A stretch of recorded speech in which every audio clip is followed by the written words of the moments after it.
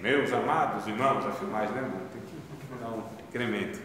Meus irmãos, como eu disse para vocês, então esse livro, como não está ainda à disposição de vocês, então a gente vai dar uma aula introdutória, embora eu vou pegar algumas partes aqui já do livro, né? Olha aí, tem aí, Barão, então saiu isso aí? Então, aí é outro nível, né? Então, o que acontece, meus amados? Mas eu vou dar uma aula introdutória, eu nem vou entrar muito no livro não, tá? Estou com o livro aqui, é só para esconder a cola. É igual o pregador faz, né? Esconde a cola na Bíblia, esconde a cola no livro aqui. Mas a gente vai dar aquela aula introdutória. A matéria chama-se discipulado. Então a gente vai estudar em 6, 7 aulas, mais ou menos, a importância do discipulado bíblico. O que é discipulado, biblicamente falando? Qual a importância de nós discipularmos? Será que pregação não é suficiente? Ainda precisa de alguma coisa a mais? Né? Então, o que a gente vai ver aqui hoje é uma introdução dessa matéria, tá bom? Mas nós vamos, então, utilizar a Bíblia, né? Embora com o livro também a gente utiliza a Bíblia. E aí os irmãos, os demais aqui, né? Maria, Ângela, Yuri, já alunos aí de algum tempo e já está acostumado a participar da aula, interromper, discordar, né, Ângela? Discorda, não tem problema nenhum, né? Não concorda, professor? Tá bom, então tudo bem. Então vocês fiquem à vontade, interaja, pergunte, questione, tá bom, irmãos? Tudo bem? Vamos lá? Pegar a nossa Bíblia, então?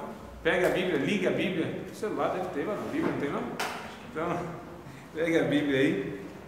A gente vai estar falando, então, sobre a palavra discípulo. Discípulo. Deixa eu tirar esse Achei giz, mas não tem apagador. Porque esse aqui, acho que não sei se vai servir, mas deixa eu ver. Pega um paninho. Aquele pano lá. Tem. Aqui esse aqui é para quadro branco, né? Mas deve, sei lá, vamos ver. Acho que ele dá conta. Vamos abrir o texto bíblico, amados, em Mateus, livro de Mateus, capítulo 28, verso 19. Discípulo é a ordem de Jesus, fazer discípulos. Discípulo vem no grego, né? Matetes, é o que está lá, depois a gente fala o significado disso. E talmidim, na língua hebraica, traduzido quer dizer discípulo, que tem o significado de aprendiz, aquele que aprende. É necessário, amados, depois que a gente aceita Cristo, depois que a gente começa a caminhar no Evangelho, a gente aprender, desaprender para aprender, entenderam? Não, é necessário a gente aprender a desaprender para aprender, porque não há aprendizado quando não há disposição de desaprender aquilo que sabe, porque a gente não está lidando com criancinhas, né? Pode ser jovens, mas a maioria já tem uma carga, uma bagagem que traz de vida. A maioria de vocês aqui, ou todos vocês, já conhecem Bíblia, já ouviram muita mensagem, já estudaram muita coisa, pregam, alguns ensinam, evangelizam e tudo, aconselha e tudo mais, né? Então o que acontece? Mas a gente precisa entender que há pontos que talvez a gente tenha como certo, mas quando a gente recorre à Bíblia, né, a gente percebe talvez que não é daquela forma. E aí é preciso que a gente toda vez que se reúna para estudar a Bíblia, toda vez que eu vou ler a Bíblia, eu tenho que estar disposto a não só ler a Bíblia, mas ser deixado ser lido pela Bíblia. Entenderam a diferença, irmãos? Uma coisa é eu ler a Bíblia, outra coisa é a Bíblia me ler. Ela faz a leitura de mim. E aí eu preciso ouvir a voz do Espírito Santo. Isso vem através do estudo, mas do estudo sem os condicionamentos, sem a questão porque assim, tem pessoas que vão estudar a Bíblia procurando alguma coisa para reforçar aquilo que elas sabem.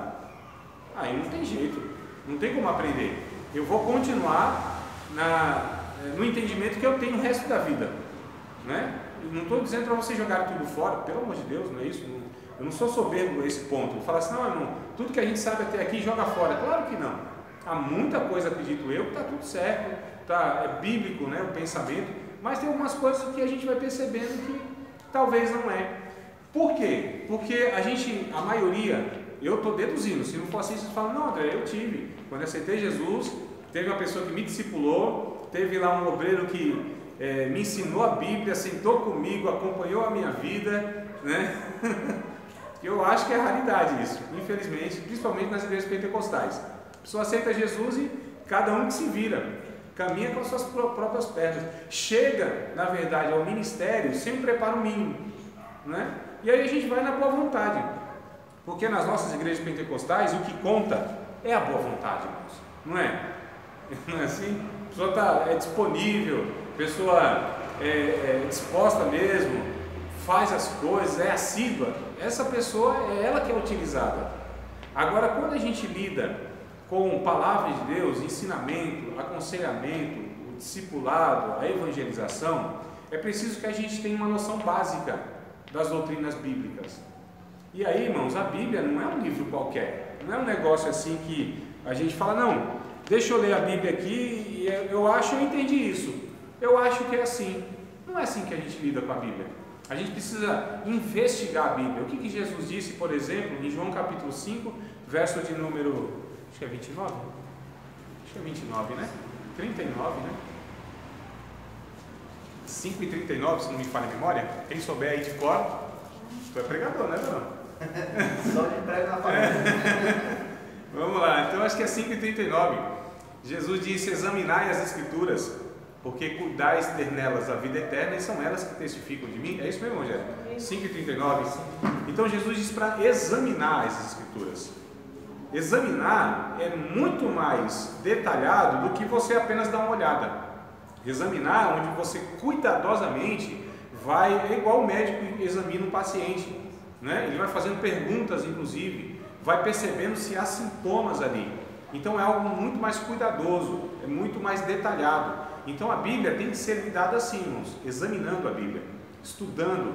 São diversos temas que a Bíblia tem, não é uma coisa só. Embora todos eles converjam para Cristo, mas são doutrinas que a gente chama, né? Então tem, o que a Bíblia fala sobre o Espírito Santo, o que a Bíblia fala sobre o pecado, o que a Bíblia fala sobre a própria igreja, a natureza, o que a Bíblia fala sobre a Trindade, o que a Bíblia fala sobre criação, o que a Bíblia fala sobre criação de filhos, conjugalidade, e aí vai, irmãos, é muito assunto, é muito tema, e aí a gente precisa ter a base disso, a gente precisa entender claramente as bases fundamentais da Bíblia Sagrada. Isso para nós cristãos tem que ser claro, para que a gente compreenda, siga então a orientação de Deus e para que a gente passe isso para as outras pessoas. Porque como que uma pessoa quer passar aquilo que nem ela entende ao certo? Como que uma pessoa pode instruir uma pessoa se ela não é instruída? Como que uma pessoa pode apontar a verdade se ela não tem a noção básica da verdade? É meio complicado. Aí vira um efeito dominó, quer dizer, a pessoa passa aquilo que ela acha, o outro abraça aquilo que a outra passou, que é o que ela acha que nem sempre é de fato, e ela repassa isso, aí vira esse efeito dominó. Quer dizer, aí você tem um monte de cristãos que, embora estejam em igrejas, ouvindo pregações que infelizmente nem sempre são pregações edificantes, bíblicas. A gente já aprendeu isso em hermenêutica, lembra, Ana? Não é porque cita a Bíblia, não é porque está falando do texto aqui, que ele está contextualizado. Eu posso tirar um texto, né, fora do seu contexto, e aí eu gero pretexto para falar o que eu bem quero. Porque a Bíblia é a mãe das heresias. Todas as doutrinas heréticas, erradas, são tiradas de textos bíblicos, só que de uma forma descontextualizada, né? Então isso é possível, você tirar um textozinho. Se faz isso no Facebook, né, Yuri? Quando você pega a fala de alguém, você corta, fora de um contexto, aquela fala tem um outro significado. Não é isso que fazem? Na Bíblia é a mesma coisa. Quando você pega um versículo pensado, e essa infelizmente é a prática, amados. Nossa, os pregadores quando vão pregar, o que fazem? Lê o texto todo assim? Difícil, hein? Lê o bloco todo assim do pensamento do escritor? Difícil. Pega lá uma tirinha, né? Pinça, às vezes um negócio que não tem nada a ver, um ao outro ajudou, disse ao seu companheiro, esforça-te. Lembra, Maria? Esse é tema de pega até as campanhas, né? Isso, então quando você vai ver o contexto, ali não tem nada a ver, né? Na presença de Deus até a tristeza salta de alegria. Você pega um texto, não tem nada a ver com o que se prega. E qual mais? Você lembra aí, Ângela? Tem um monte, né? Lembra de algum texto que a gente já trabalhou nesse sentido? Isso é matéria específica que a gente vai tratar isso, né? Pedir, dá-se cruzar. Isso. E no fim é o Espírito Santo, os outros levam para a prosperidade. E não tem nada a ver. E nem é pedir. Não está escrito, né? Está escrito pede e dá-se usar. Está vendo o hábito, né? Então a gente vai percebendo, amados, a necessidade do estudo, de examinar. Aleluia! Pode vir, meu povo. Isso, varão. Vai chegando por aí, puxando a cadeira. Senhor. Paz, amados. Paz. Bença, Senhor. Então vamos lá, meus queridos. A necessidade de estudarmos, a necessidade de estarmos aprendendo, porque foi uma ordem de Jesus. Jesus, ele deu uma ordem, e essa ordem é fazer discípulos, é fazer aprendizes, tá? Então, Jesus, ele disse lá no capítulo 28, vamos ler o texto? Alguém já achou aí? Pode ler. No verso de número, é o capítulo 28, né? Verso de número 19 e 20.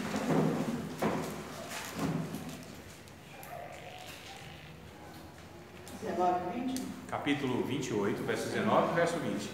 Mateus.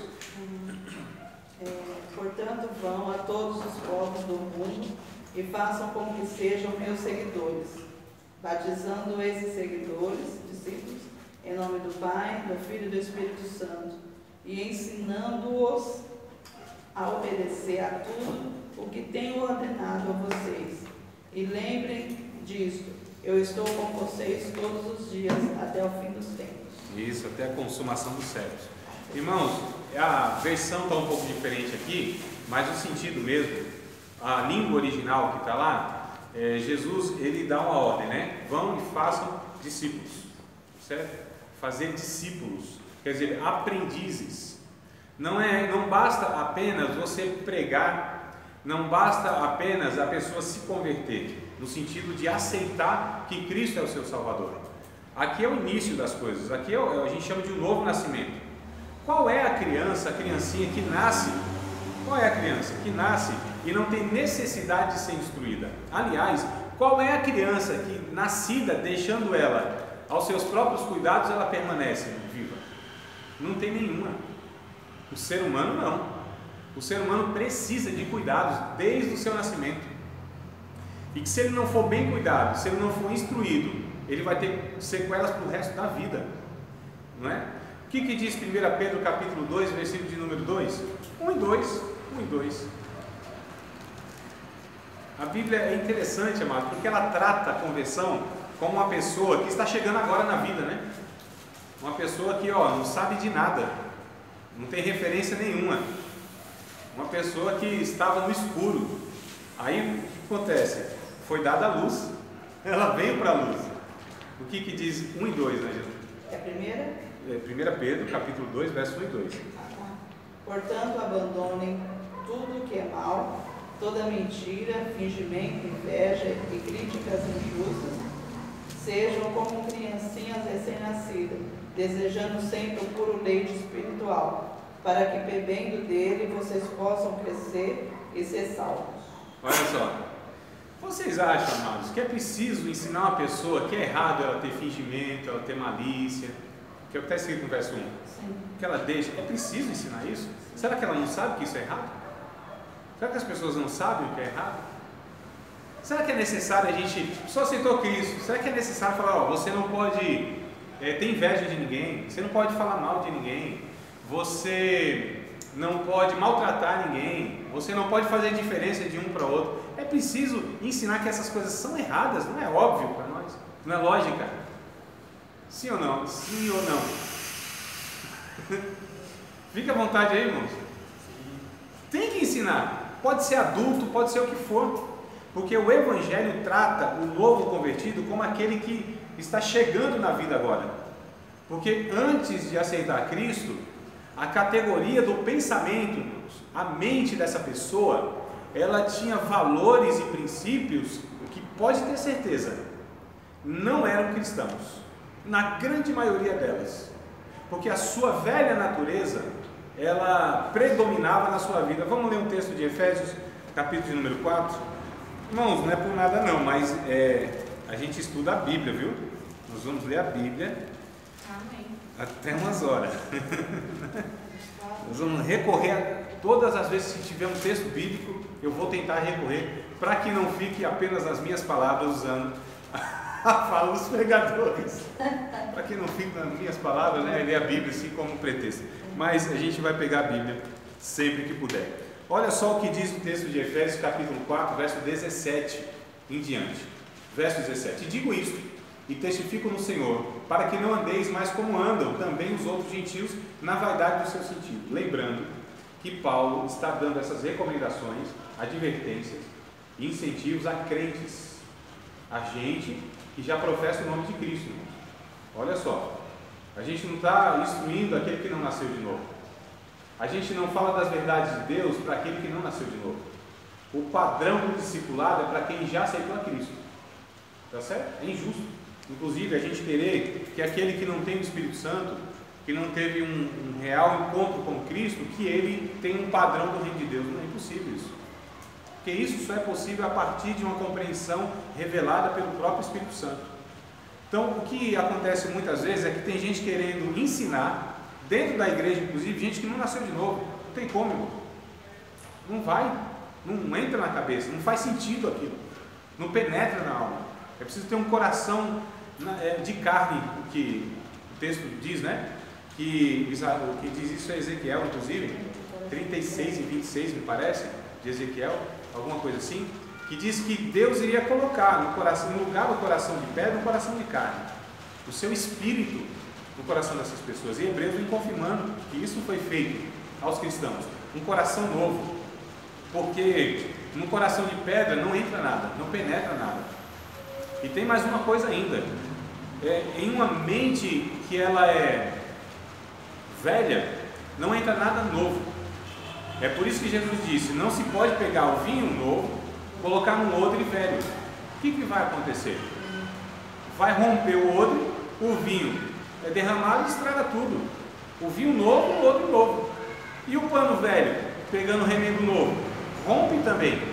É incompatível, né? Então, as verdades de Deus, as boas novas, as doutrinas bíblicas têm que ser colocadas numa mente renovada. Lembra de Romanos capítulo 12, verso 1, 2, 3? Lembra o que está escrito? Quem pode recitar? Diga. Não nos conformeis com este mundo, mas transformar com a renovação da vossa mente. Você já é o 2, né? Mas e o apelo do Paulo? E o desespero do Paulo? Pelo amor de Deus, irmão. Eu rogo você. Assim começa? Vamos ler o texto lá, bora lá. A gente não lembra na íntegra, vamos ler Bíblia. Bora, amados. Bora, Leozinho. Bíblia pura aí, varão. Rogo-vos, pois, irmãos, pela compaixão de Deus, que apresenteis os vossos corpos santo e agradável a Deus, que é o vosso culto racional. Não vos conformeis com este mundo, mas transformai-vos pela renovação do vosso entendimento, para que experimenteis qual seja a boa, agradável e a perfeita vontade de Deus. Olha só, renovação do entendimento, da mente. O discipulado começa aqui, ó, no entendimento. Onde está, no Efésios capítulo 6, a partir do verso 10, onde está a proteção da salvação? Na couraça? Não, no escudo da fé? Capacete. No capacete. Capacete da salvação. Então precisa ser protegido e a salvação reside aqui, irmão. A partir do entendimento é que deriva uma vida cristã ou não. Mas é a partir daqui. Isso aqui precisa ser mudado, transformado. As categorias, a gente tem as referências que a gente tem de verdade. Mas isso depende do homem ou é a ação do Espírito Santo? O fim último, claro que sempre vai ser de Deus. Mas sim, é como você está falando. E tem pessoas dentro da igreja que não são convertidas. Estão anos dentro da igreja, se moscar morre e não foi salvo, não é verdade? Então, mas aí fica a pergunta. Eu gostei desse se moscar. Gostar, morre, vai embora e acabou. Né? E aí? Então, olha, sempre vai ser uma ação do Espírito Santo, sempre, irmãos. Para convencer o homem, para mudar pensamento, é só Deus. A gente não muda pensamento de ninguém, nem o nosso. A gente consegue, a gente não tem essa capacidade. Tudo isso é ação do Espírito Santo. A verdade, ela vem sendo revelada. O que diz segundo aos Coríntios capítulo 4, verso número 4?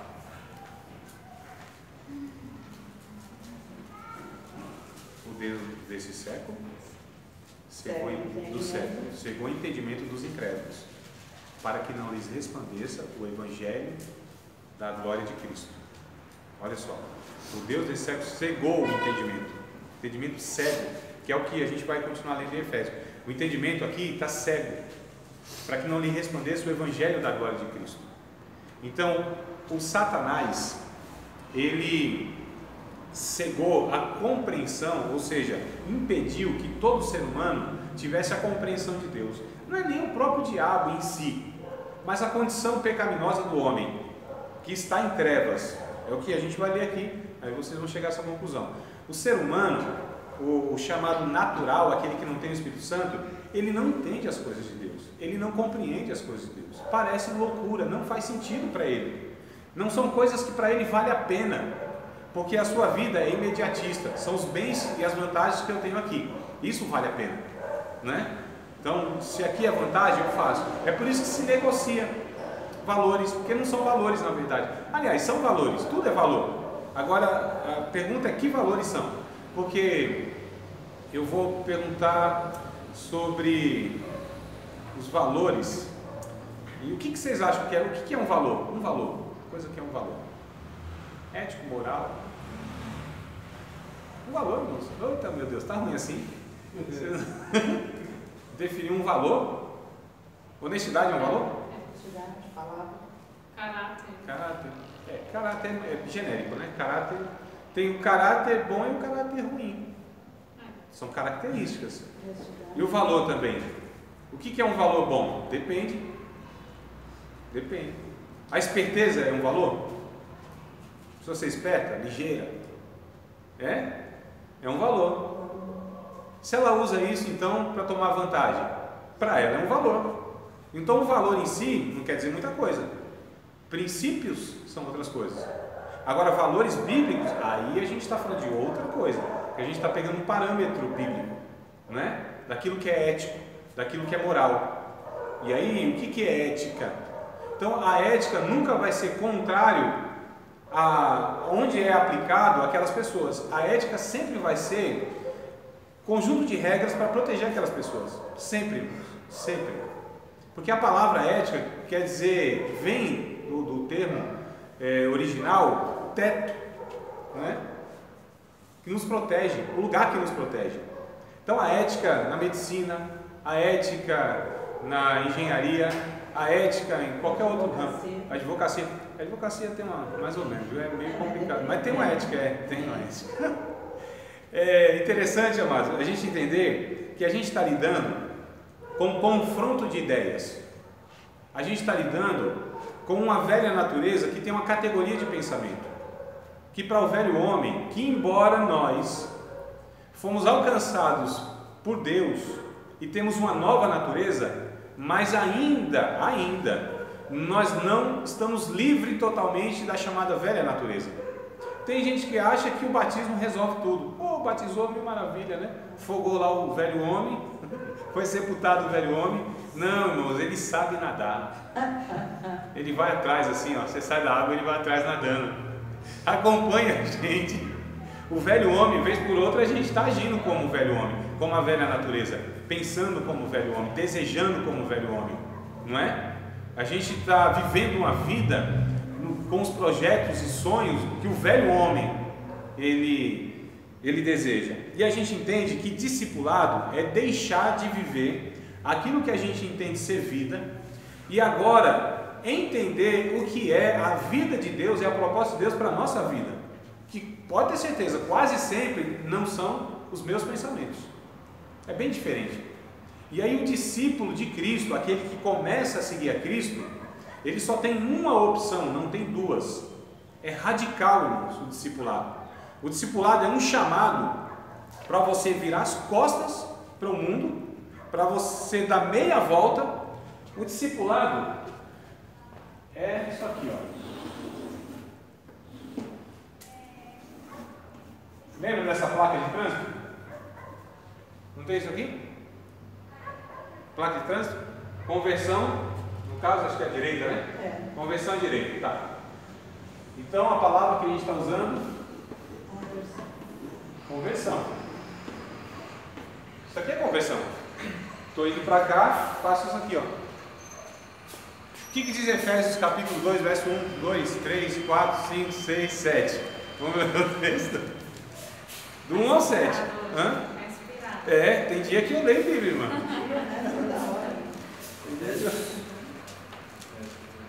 A gente precisa entender o que a Bíblia vai tratando sobre esses pontos, né? Efésios capítulo 2. Nós estávamos mortos nas nossas ofensas e nos nossos pecados. É o que começa Paulo dizendo. Olha o nosso estado, mortos nas ofensas e nos nossos pecados. Alguém pode continuar? Até o 7. Naquele tempo, vocês seguiam o mau caminho deste mundo e faziam a vontade daquele que governa os poderes espirituais do espaço. O Espírito que agora controla os que desobedecem a Deus. De fato, todos nós erramos como eles e vivíamos de acordo com a nossa natureza humana, fazendo o que o nosso corpo e a nossa mente queriam. Assim, porque somos seres humanos como os outros, nós também estávamos destinados a sofrer o castigo de Deus. Mas a misericórdia de Deus é muito grande e o seu amor por nós é tanto que, quando estávamos espiritualmente mortos por causa da nossa desobediência, Ele nos trouxe para a vida que temos em união com Cristo. Pela graça de Deus, vocês são salvos. Por estarmos unidos com Cristo Jesus, Deus nos ressuscitou com Ele para reinarmos com Ele no mundo celestial. Deus fez isso para mostrar em todos os tempos do futuro a imensa grandeza da sua graça, que é nossa por meio do amor que Ele nos mostrou por meio de Cristo Jesus. NTLH? A versão, Angela? A sua? NTLH? É. Tá. Então tá diferente da maioria, né? Bastante. É NTLH, então nova tradução Essa é a linguagem de hoje, isso. O que acontece? Então, nós estávamos mortos nos ofensas e pecados, nós seguimos o curso, é o que deve estar na Bíblia da maioria de vocês, seguimos o curso deste mundo, né? Seguimos o curso, a direção, o curso deste mundo. E aí o que aconteceu? Aconteceu que o Espírito Santo nos pegou aqui na curva, pegou na curva, e aí fez a gente fazer essa curva aqui. Nós fomos, a partir daqui, ressuscitados, porque estávamos mortos, não é? Isso aconteceu por quê? Porque a graça de Deus nos salvou. A graça de Deus é a ação unilateral de Deus sobre a vida do pecador. Não é Deus que faz isso. O verso 8 vai completar. Porque pela graça sois salvos por meio da fé. A fé nos salva. Não é pela fé que nós somos salvos. Nós somos salvos pela graça. A fé é a via, é o meio, é a ponte, é a maneira. Tá certo? Somos salvos pela graça por meio da fé. Isso não vem de vocês. Não vem das obras, para que ninguém se glorie. Vem de Deus. O verso 10 vai dizer que Deus criou as obras de antemão, para que nós andássemos nelas.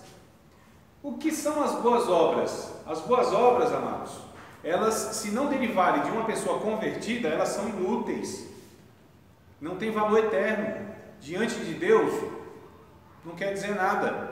Então, as pessoas podem fazer obras de caridade, boas obras, ajuda humanitária, mas se não for baseado no sacrifício de Cristo, essas obras não salvam ninguém, não tem galardão nenhum, são vazias, são ocas diante de Deus, porque diante de Deus, a pessoa morta, se ela fizer alguma coisa, não tem reconhecimento. Sabe por quê? Porque na verdade Deus só reconhece o que Jesus fez na cruz do Calvário. Então, tudo que a gente tem que fazer e faz é baseado no sangue de Cristo. Então, quando eu faço alguma coisa que é boa, eu não posso me gloriar disso. Eu não tenho mérito nisso. Porque se fiz alguma coisa boa diante de Deus, é porque o sangue de Cristo, o Espírito Santo, a obra de Cristo, me possibilitou fazer algo, inclusive bem intencionado. Porque todas essas obras que eu faço é sempre como um fruto de gratidão por aquilo que Deus já fez. Então eu não estou oferecendo nada a Deus. O que eu estou oferecendo a Deus que Deus não tinha? É por isso que essas obras serão provadas no fogo? É. Para ver o que vai dar de galardão. 1 Coríntios, capítulo 3, verso 11, 12, 13, 14 e 15. Vamos ler? Olha que coisa interessante. É isso que a gente está falando aqui. Né? Paulo disse, olha, eu como sábio arquiteto, eu pus um fundamento. a qual ninguém outro pode pôr de uma maneira diferente, né? Que é Cristo. Esse é o fundamento. Aí Paulo vai dizer o seguinte: cada um veja como edifica sobre esse fundamento que eu pus, ou seja, Cristo. Esse é o fundamento. Cada um veja como edifica. Porque você pode usar material de madeira, feno e palha, ouro, prata e pedra preciosa. O fogo provará cada um desses materiais. Paulo ele vai trazendo essa metáfora para dizer, olha, tem coisas que se faz, né? Inclusive, mesmo professando o nome de Cristo, mas as motivações, se elas não forem legítimas, Deus mesmo assim não as reconhecerá. Irmãos, nós disfarçamos. O religioso sabe representar. O religioso se confunde com o discípulo de Cristo. Nem todo religioso é discípulo de Cristo. Aliás, eu chego a dizer que todo religioso não é discípulo de Cristo. Porque ser discípulo de Cristo não quer dizer pertencer a uma religião.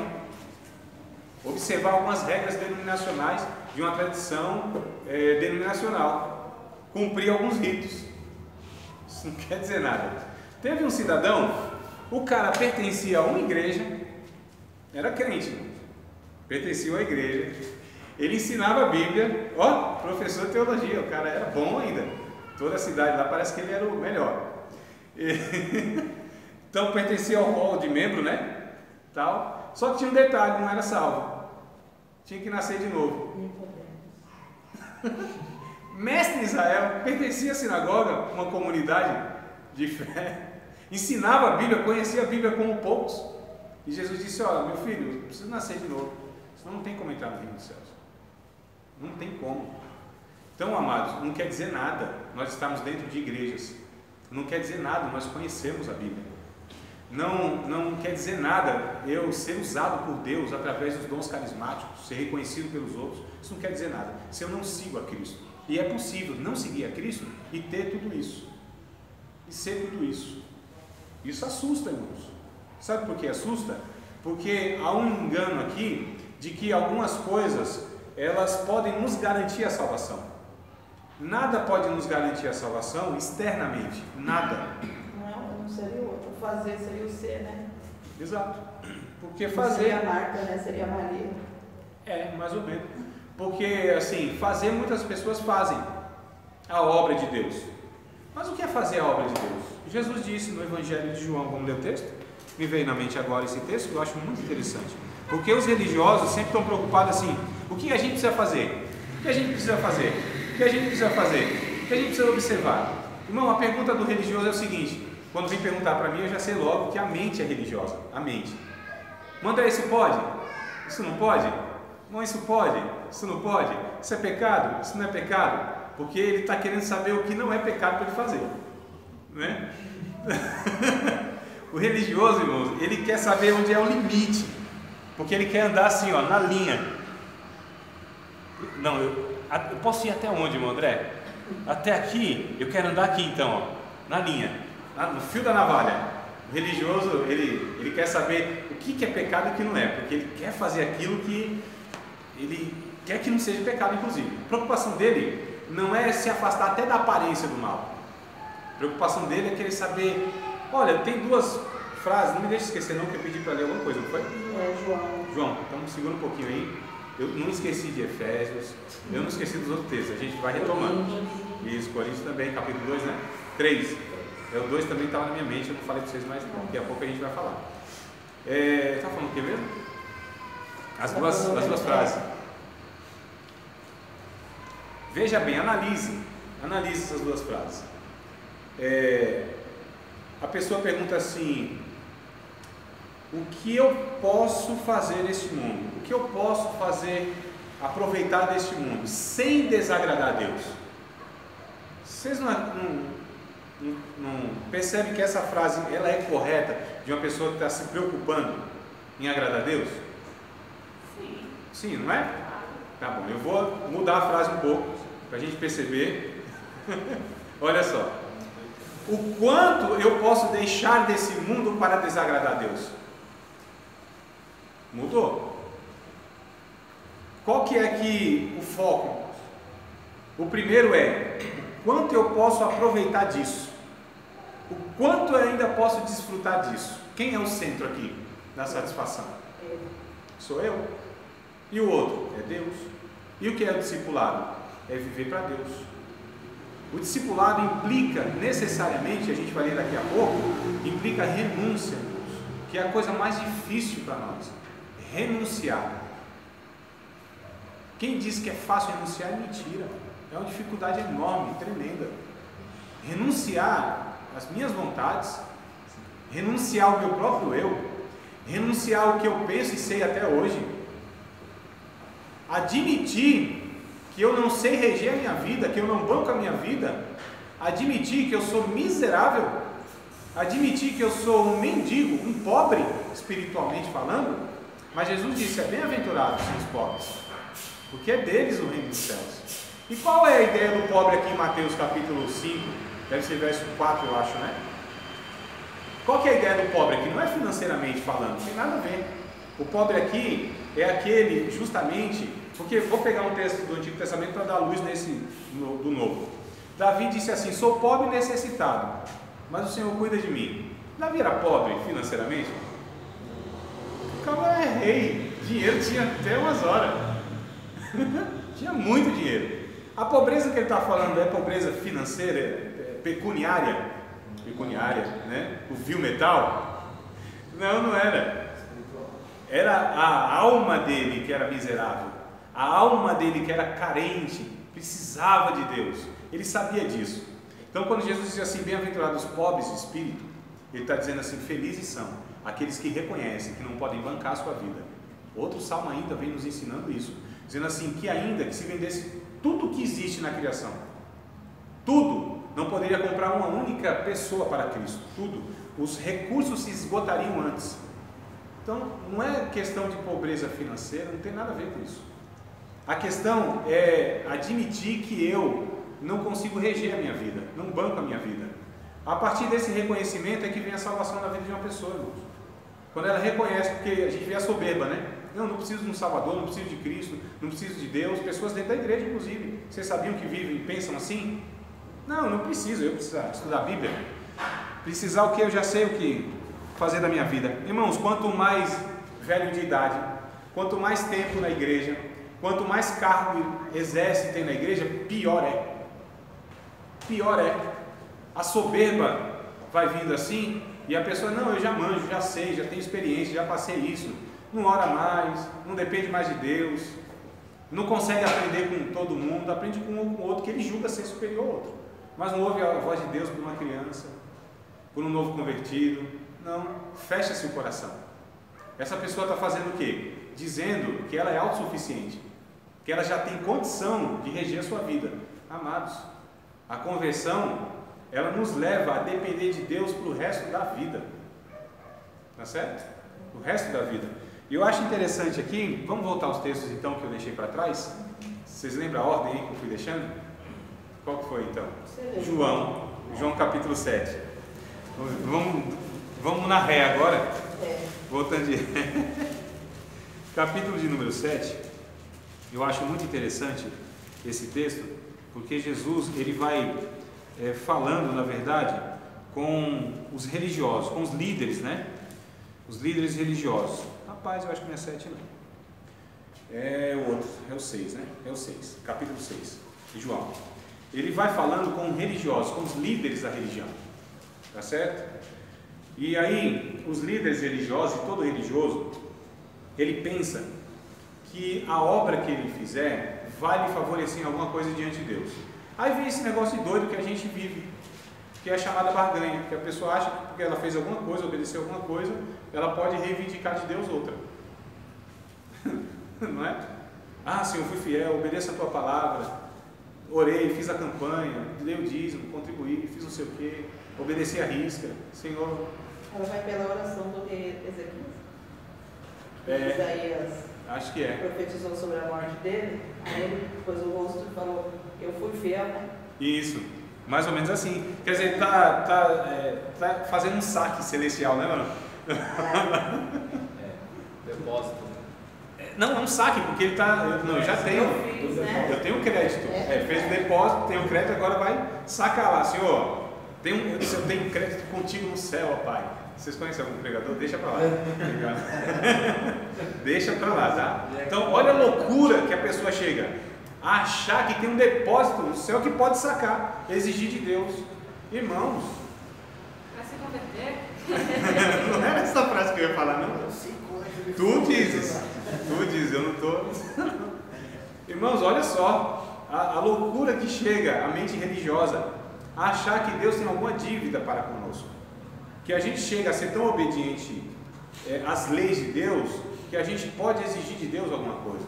A gente não conhece nem Deus, a gente nem nos conhece, nem a nossa condição, nada de evangelho se pensa assim, eu estou falando, né? Não há clareza. Toda religião ela tem essa estrutura e essa lógica de que se a pessoa fez alguma coisa, aí ela tem mérito. Toda religião, toda, sem exceção, toda religião, desde a história inicial do mundo até hoje, as mais sofisticadas, a lógica é a mesma, os elementos são diferentes, mas a lógica é a mesma, mérito e demérito. Fez é punido, ou não fez é punido. Fez, você aplacou a ira e tal, né? Então é essa a ideia. Por exemplo, do Antigo Testamento que é pego, você não fez isso aqui, não deu dízimo, Deus vai soltar logo um devorador, cortador, migrador, destruidor, pulgão, vai destruir a tua vida. Olha a lógica religiosa. Evangelho, Novo Testamento, desmonta tudo isso. Aí a pergunta do religioso é assim: André, então eu não preciso fazer isso, né? Tá vendo só, irmãos, como a gente vai se descobrindo? Quer dizer que eu só faço porque se eu não fizer tem uma consequência? Eu não faço como fruto de uma nova natureza que agora quer agradar a Deus? Percebe como a gente ainda é muito interesseiro? Aleluia! Percebe, amados? Eu vou fazer uma pergunta, não respondam, por favor, não respondam. Mas, professor, a religiosidade, ela nos prende, nos aprisiona. E quando isso acontece, você não tem visão. Sim. E você segue aquilo que você sabe, que você, querendo ou não, absorveu. A religião, Jesus disse que era o que os fariseus faziam, os judeus. Eles faziam lá, os religiosos, os líderes. Eles faziam as pessoas filhos do inferno 2 vezes. É o que ele disse, né? 2 vezes. Porque faziam prosélitos, seguidores deles. Não faziam discípulos de Deus, discípulos de Cristo no caso. Faziam seguidores deles. Nós todos, amados, não temos o direito de fazer que ninguém seja o nosso seguidor, que pense como a gente pensa. Nós todos temos que levar as pessoas a Cristo, para que o Espírito Santo possa gerar nessa pessoa, construir nessa pessoa a imagem e semelhança do próprio Cristo. A gente vai ler esse texto daqui a um pouquinho em Efésios, talvez depois dos comerciais, a gente vai ter daqui a pouco. Mas a questão é, olha só a mente religiosa, não responda, só pense aí. Se Deus ele te desse uma garantia, ou fizesse uma promessa, a promessa seria a seguinte: eu prometo não ouvir nenhuma, nem responder, claro, nenhuma das tuas orações. Prometo que eu não vou responder nenhuma, atender nenhuma.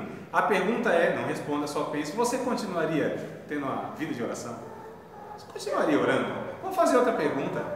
Se não existisse, se estivesse lá no texto bíblico, não existe condenação eterna, não existe inferno, não existe consequência destruidora para aquele que pratica o pecado, você ainda insistiria numa vida de santidade? Só perguntando, não responda, é só para pensar.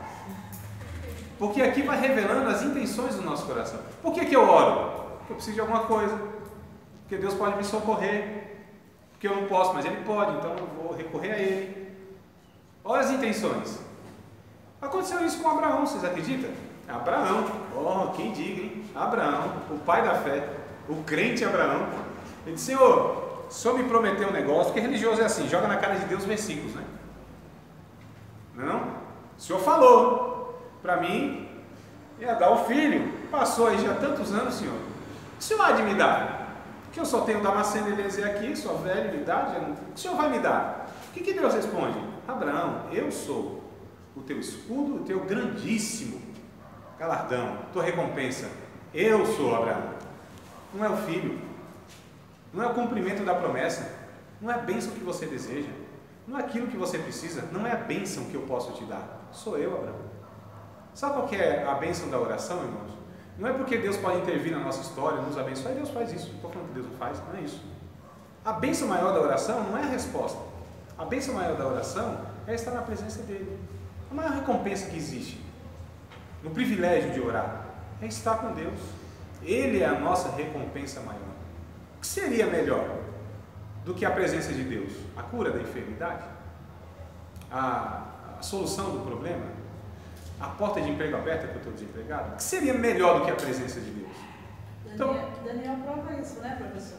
Quando ele prefere morrer sem ficar um dia sem conversar com Deus, né? Então, tem nos ensinado que a oração é uma ferramenta para se conseguir as coisas de Deus. Tem se ensinado que o jejum é uma ferramenta para se obter coisas de Deus, porque Deus não resiste a essas coisas. Faz o negócio, faz direitinho o negócio, você vê. Se Deus não vai, assim, amolecer o coração, porque ele tem um coração duro, a gente precisa usar essas coisas para amolecer o coração dele, não é? Faz, ora que melhora, ora que você move a mão de Deus. Ora, porque Deus ele não vai resistir à tua oração. Olha, irmãos, a manipulação, quem é Deus nessa história? Quem é que está fazendo alguém fazer alguma coisa? E é isso que a Bíblia ensina, eu pergunto, e eu mesmo respondo, para não dar trabalho para vocês. Não, irmãos, a Bíblia diz que é Deus que opera tudo em todos, tanto querer quanto efetuar. Jesus disse que ele está trabalhando e o Pai dele até agora, nunca parou de trabalhar. Porque vocês sabem que a primeira oração que foi ouvida por Deus foi aquela que nunca foi feita. Entenderam? A primeira oração que Deus ouviu foi aquela que nunca foi feita. Lembra quando Caim mata o seu irmão Abel? Lembra? Aí Deus diz assim: Caim, cadê o teu irmão? E eu sou lá o guardador do meu irmão. Olha, irmão, que cabra desaforado, mal educado. Responder desse jeito para Deus, né? Eu sou cuidador do seu irmão? Não, porque o sangue do teu irmão clama desde a terra. Estou ouvindo a oração. Deus ouviu uma oração que nunca foi feita. É Deus que está muito antes de nós, irmãos. E Ele sabe muito melhor o que é para fazer na nossa vida do que nós mesmos. As nossas orações são egoístas, limitadas, erradas. E nós temos que orar sem cessar. Sim. Agora a pergunta é: quem é que sabe fazer uma oração sequer, certa assim? Acertou no alvo. Só o Espírito Santo. Quem sabe? A Bíblia diz que ninguém sabe. Então, como deveriam ser as nossas orações? Deveria ser como Jesus, irmão. Porque a gente está falando de discipulado. O que é discipulado? Imitar o mestre. Ser como o mestre, que é o próprio Jesus. E o que Jesus ensinou? Não no ensino direto, mas pela sua postura, pelo seu exemplo, que é isso que a gente vai ver. Discipulado é seguir o exemplo do outro. E a gente discipula. Aliás, é interessante que a gente acha que discipular é só ensinar palavra, né? A vida é muito mais poderosa, o exemplo é muito mais poderoso, muito mais influente. Vale mais o quê? Uma atitude do que 1000 palavras, diz o. Mas né? o próprio Jesus, ele foi uma pessoa que vivia uma oração. Sim. Então, vamos aprender com a oração de Jesus, porque ele estava em angústia. Ele não queria passar por aquela treva daquela crucificação, que o negócio não era fácil. Não. E ele disse: Senhor, se for possível, livra de mim esse trem aí. Eu não quero sofrer desse jeito não. Senhor, o negócio começou ali numa agonia. Mas no final da oração, deveria ser o final de todas as nossas orações, ele diz assim: Senhor, todavia, seja feita a tua vontade, não a minha.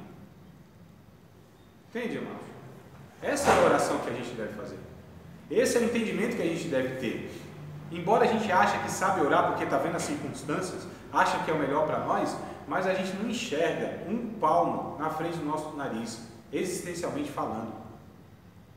Não tem como. Então a gente precisa, de vez em quando a gente ora no Espírito. Aí orando no Espírito é aquela oração que o Espírito gera em nosso coração a vontade de Deus. Aí quando a vontade de Deus é gerada no nosso coração, a gente ora segundo essa vontade de Deus, aí Ele ouve só desse jeito, que é um negócio raro, viu? Não sei na vida de vocês, estou falando na minha, né, que eu sou um crente meio ruim assim, entendeu? Não sei vocês, de repente vocês oram toda vez assim, direcionado pelo Espírito Santo, as palavras não são suas, o Espírito Santo colocou lá, né? Mas no meu caso é bem difícil. O que diz 1 João capítulo 5, verso 14, irmãos? 5, 14, depois eu leio João 6. Só para a gente entender o que é discipulado. João, 1 João, não é Evangelho, é carta, primeira carta de João, capítulo de número 5, verso número 14. Esta é a vontade de Deus, que se pedirmos alguma coisa segundo a sua vontade, segundo a sua vontade, Ele nos ouve. Essa é a esperança que nós temos nele. Que se pedirmos alguma coisa segundo a sua vontade, Ele nos ouve. Deus só ouve oração que é a sua própria vontade. Deus não atende nenhuma oração que não é a sua vontade. A vontade dele, não a sua. A vontade dele. Tá certo? Vocês acham que Deus pode, de repente, de vez em quando, um momento ou outro, de repente falar assim, não, Ele está pedindo, eu vou. Aí não é minha vontade, mas eu vou fazer. Vocês acham que isso é possível? Já foi possível na história. Lá no Salmo 116, né? Acho. Salmo 116. Só falando de oração, que faz parte do discipulado, né? Salmo 116. Eu não esqueci de João, eu vou ler esse também. Salmo 106, não é 16. 106, verso 15. Porque o povo pediu, irmão, pediu. A gente quer carne, a gente quer carne, a gente quer carne. A gente quer picanhas, picanha. Manda picanha, Jeová. A gente quer coisa, não é carne amaciada, não. Picanha, a gente quer carne. Deus disse: não, a gente quer campanha 7 dias no monte. Meia-noite às 3 da manhã. Oração, orar, bora orar. Quanto mais gente orando, o negócio vai dar certo. Vamos orar. E ora, a gente quer carne. Deus disse: tá bom, vocês estão pedindo tanto? Vou satisfazer o desejo do coração de vocês. Sabe o que aconteceu com essa oração que foi atendida, que não era a vontade de Deus? A Bíblia diz que fez definhar a alma do povo. Eu não quero que Deus atenda nenhuma oração minha que não seja dele. Que vai que acontece? Vai que ele concorda e fala: tá bom, vou fazer. Porque toda oração atendida que não é a vontade de Deus vai fazer definhar a nossa alma, irmãos. Vai nos trazer prejuízo eterno de comunhão, embora circunstancialmente seja vantajoso. Porque eu não confio na minha vida. Eu não confio em mim. Discipulado é entregar a nossa vida a Deus. Discipulado é eu falar: Senhor, agora eu não rejo mais a minha vida, não tomo as decisões que eu acho que eu tenho que tomar. Eu procuro saber, Senhor, qual é a tua vontade para a minha vida. Aí eu não tenho um projeto que eu apresento para Deus. Porque tem gente que é assim, né? Senhor, já sei de tudo que é para ser feito. O Senhor só me dá recurso para fazer, que eu já sei de tudo, já tudo aqui, já tem um plano. Senhor, é assim. O Senhor só vai abrindo porta, me dando recurso, me abençoando. Irmãos, a oração tem que ser: Senhor, qual é a tua vontade? A gente precisa descobrir a vontade de Deus, não é? Vou fazer uma pergunta rapidinho. Vocês também não respondem, é só para pensar, tá? Não constranger ninguém. Se fosse nos dado assim meia hora com Jeová, face a face, tete a tete, assim, bolinha no olho, eu e Jeová, meia hora, irmão. Imagina. Aí a fila, aquela fila enorme assim, ó. Cada um com a sua senhazinha, o negócio é organizado, né? Cada um com a senha, tá certo? Mas não vai ultrapassar os 15 minutos não, vai ser atendido. Aí o que acontece? Porque na eternidade, saber a hora é só simbólico, lá não tem esse tempo, né? E aí chegando quase a minha vez, o anjo vinha, me dava assim um papel em branco, caneta, porque eu vou ter meia hora com Deus. Não é possível que eu vou esquecer alguma coisa. Já pensou que eu viro as costas a meia hora e esqueci de alguma coisa? Já era. Então precisa anotar tudo, né? Tudo precisa anotar. Se eu esquecer alguma coisa, estou na face de Deus, eu e Deus, mais ninguém. Não tem aquele irmão que precisa orar por mim porque a oração dele é mais poderosa. Não tem um pastor que eu chamo para orar porque a minha oração não vale nada. Não, é eu e Deus. Entendeu? Eu e Deus. Aí eu tenho que escrever tudo. Nós não faríamos isso cuidadosamente? Escreveríamos tudo para não esquecer? Sinceramente, amados. Sinceramente, seja honesto. Faríamos isso ou não? Teríamos essa prudência? Esse cuidado? Essa cautela? Sim ou não? O que vocês acham? Sim ou não? Sim. Mas é errado. O que eu deveria fazer? Então, na presença de Deus, com a folha em branco, colocar lá e dizer: Senhor, o Senhor fala tudo para eu anotar aqui. O Senhor quer a minha vida? O Senhor quer que eu faça? Como o Senhor quer que eu viva? Qual é o meu chamado? Os passos que eu tenho que dar? Eu tenho que ouvir de Deus, irmãos. A gente precisa ouvir do Espírito Santo. A gente precisa ouvir a palavra de Deus. Não é chegar a Deus e falar um monte de coisa que Deus tem que fazer, ou que a gente acha que Deus tem que fazer. Nós somos autorizados pela Bíblia a abrir o nosso coração de Deus em oração? Claro que somos. Lógico que somos. Quando a gente lê os salmos, os salmistas, eles põem tudo para fora. Não é igual a gente, muitas vezes, que chega diante de Deus: ó Pai eterno, Deus bendito, altíssimo, soberano, Criador dos céus e da terra, te louvo, te adoro, no coração lá. Paz Deus, acho que não está nem para mim. Paz Deus está dando mancada. Um bocado de tempo que ele falou para fazer alguma coisa, não vai fazer. Deus atendeu uns fulano aí e eu não. Mas a gente chega nessa hipocrisia diante de Deus, dando graças a Deus, glorificando a Deus. Ó, Senhor, sou grato pela minha vida. É nada. O coração lá, a gente sabe como está diante de Deus. A gente é ensinado assim. Mas o salmista diz assim: Senhor, eu estou com raiva. Eu queria que o Senhor atravessasse aquele lá no meio e quebrasse os dentes, o maxilar dele. Está escrito lá. Não estou inventando nada, está lá. Senhor, eu queria. O Senhor me iludiu. Um profeta disse para Deus: o Senhor me iludiu. O Senhor me enganou. Estou inventando ou está escrito na Bíblia, irmão? Não é? O Senhor me iludiu. Olha a conversa sincera que Deus quer que a gente tenha, irmão. A gente é ensinado religiosamente para chegar diante de Deus com hipocrisia, com máscara, representando, né? Mas a Bíblia ensina que a gente tem que chegar para Deus com sinceridade. Senhor, sinceramente, eu estou triste. Eu pensei que o Senhor ia fazer tal coisa, o Senhor não fez. Estou frustrado. Eu pensei que o Senhor ia realizar isso na minha vida. A Bíblia nos incentiva a fazer isso diante de Deus. A conversa tem que ser franca, honesta. Ou você acha que Deus não sabe o que passa no seu coração? Que as palavras vão enganar? A gente é autorizado? É autorizado. Tudo bem. Então a gente chega diante de Deus e fala: Senhor, a situação é essa, estou assim assado. Mas, Senhor, o Senhor quer a minha vida? Como o Senhor quer que eu viva? Aí Deus vai responder, sabe como, irmãos? Pela Bíblia Sagrada. É por isso que a gente incentiva a conhecer a vontade de Deus pela Bíblia. Porque não precisa mais de revelação. O que a gente precisa é de iluminação. Diante da revelação. Ninguém tem mais revelação de Deus. Quem tem revelação de Deus hoje, pelo amor de Deus? Da vontade de Deus? Não tem como, irmãos. O cano está fechado. Se eu tivesse revelação de Deus, eu escrevia, colocava mais um livro da Bíblia. Esse negócio ia crescer até umas horas, pode ter certeza. Porque tem de gente achando que tem revelação, está reinventando a roda, como que se Deus estivesse falando algo novo para ele. Né? Eu fico vendo aí uns WhatsApp que me passam assim, eu tenho tanta raiva, porque fulano estava orando à noite. E Deus falou tal e tal coisa e disse para espalhar para todo mundo. E não sei o que tem. Eu falo: Jesus, está escrito na Bíblia, era o povo só ler a Bíblia que já sabia disso. Não é? Só ler a Bíblia, mais nada. Vamos para os nossos comerciais e a gente volta. Meus amados irmãos, vamos voltar aqui. Eu faço a brincadeira que os irmãos já estão acostumados comigo.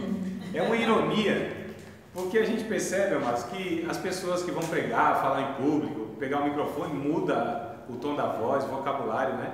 Isso é evidência de uma desonestidade, falsidade. Eles não são, de fato, aqui. Uma representação ali no palco. É palco mesmo, né? São artistas. Então é muito preocupante esse negócio. O discípulo de Cristo, ele é original. O discípulo de Cristo, ele é o que é de fato.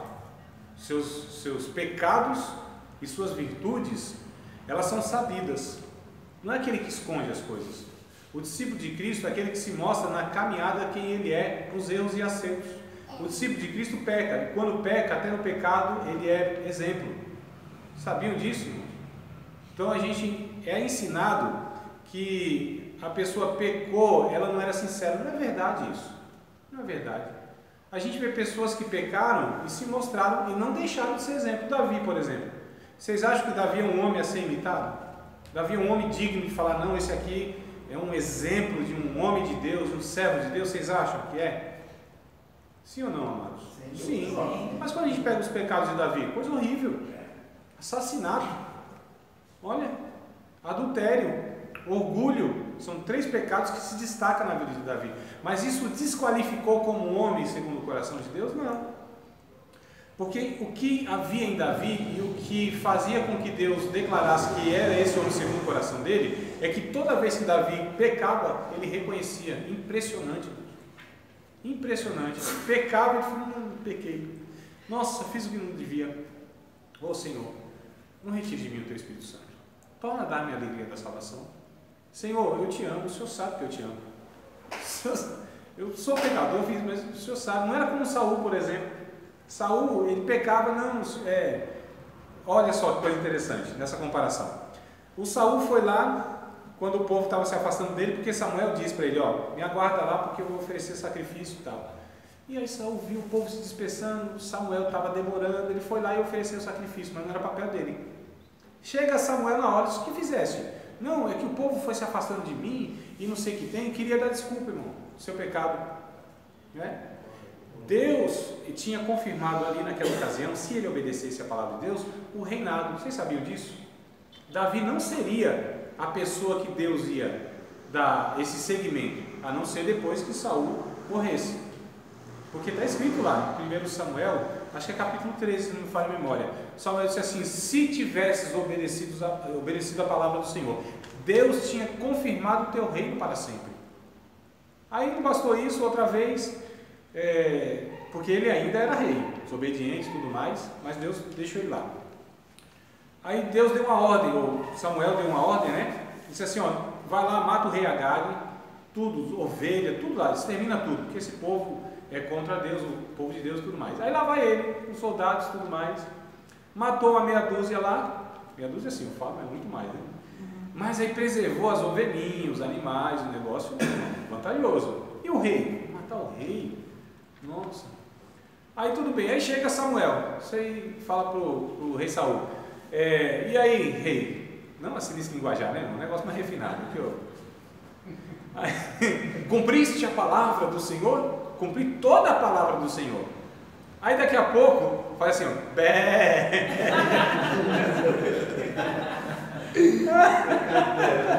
Saúl acho que ficou assim apavorado. Samuel disse: que barulho é esse de ovelha que eu estou escutando? Que balido é esse, irmãos? O que o Espírito Santo revela, a língua do povo entrega. Né? Quem quer viver nessa hipocrisia, representando, não tem jeito. Não dá para a gente enganar todo mundo o tempo todo. A gente engana algumas pessoas por pouco tempo. Poucas pessoas por muito tempo. Muitas pessoas por pouco tempo. Mas enganar todo mundo o tempo todo não dá. Né? Então o que acontece? O chamado discipulado é esse chamado para a honestidade, para a gente confessar os nossos pecados, para a gente caminhar com Cristo. Mas voltando, ou tentando, eu vou tentar voltar, que eu sinceramente já não lembro mais dos textos que eu deixei para trás. Vocês sim, agora lembro. João capítulo, eu vou ler esse negócio.